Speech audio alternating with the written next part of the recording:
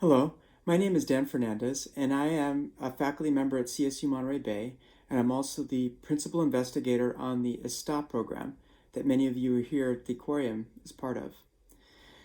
At the aquarium and a lot of the workshops within ESTA, I know that a very important concept that we've discussed and that has been part of our conversations has been one about systems thinking.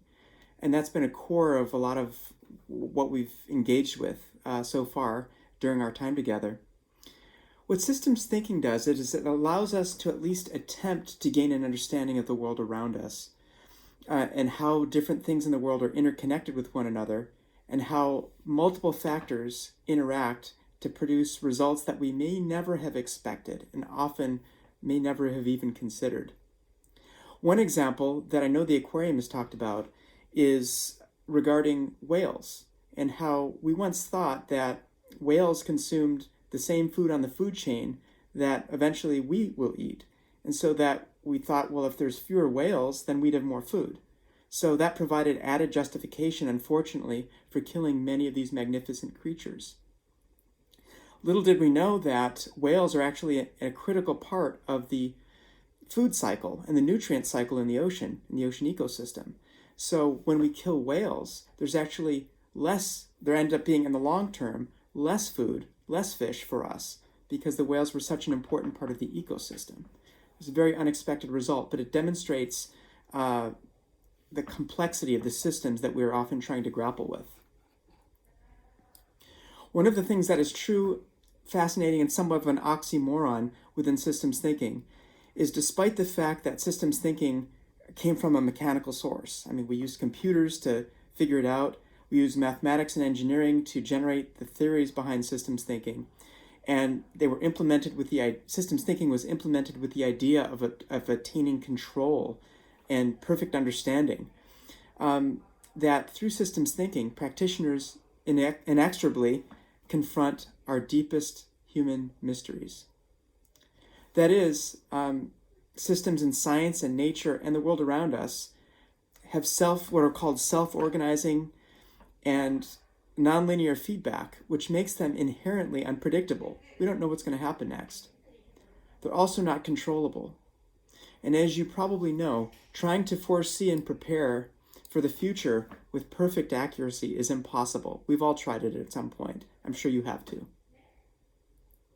And trying to make complex systems do what you want them to do is something that, if you're lucky, may only temporarily work.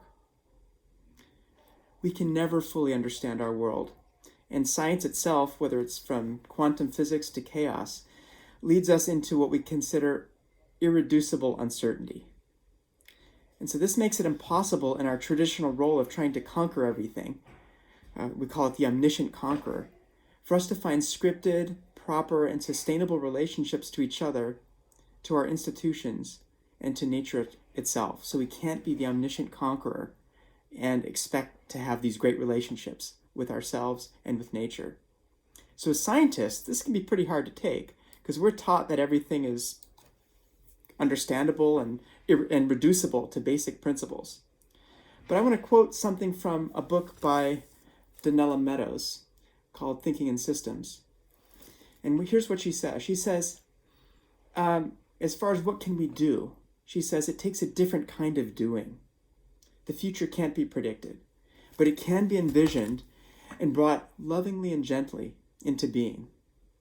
Systems cannot be firmly controlled, but they can be designed and redesigned.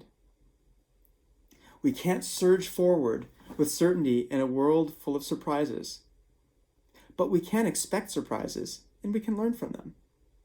We cannot impose our will on a system, but we can listen to what the system tells us and discover how its properties and our values can work together to bring forth something much better than what could ever be produced by our own will alone.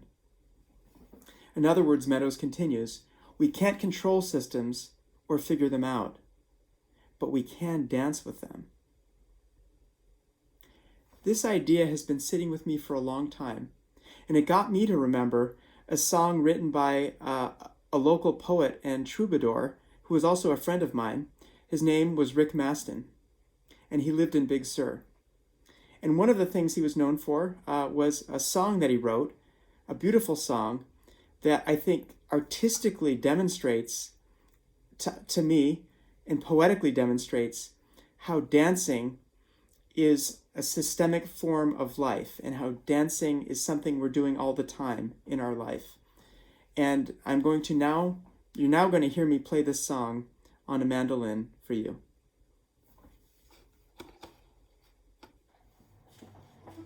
Let it be a dance we do. May I have this dance with you. For the good times and the bad times too. Let it be a dance. Let a dancing song be heard. Play the music, say the words, and fill the sky with sailing birds. And let it be a dance, let it be a dance, let it be a dance. Learn to follow, learn to lead. Feel the rhythm, feel the need. To reap the harvest, plant the seed. And let it be a dance, let it be a dance we do. May I have this dance with you. For the good times and the bad times too. Let it be a dance. Everybody turn and spin. Learn to let your body bend. Like a willow in the wind. Let it be a dance. Child is born, we all must die. A time for joy, time to cry. Just take it as it passes by and let it be a dance. Let it be a dance. Let it be a dance. Let it be a dance we do. May I have this dance with you. For the good times and the bad times too. Let it be a dance. Morning star comes out at night. Without the dark, can be no light. And if nothing's wrong, then nothing's right. And let it be a dance. Let the sun shine, let it rain. Share the laughter, bear the pain. That's B-A-R-E, bear. Round and round we go again. And let it be a dance. Let it be a dance we do. May I have this dance with you. For the good times and the bad times too. Let it be a dance we do.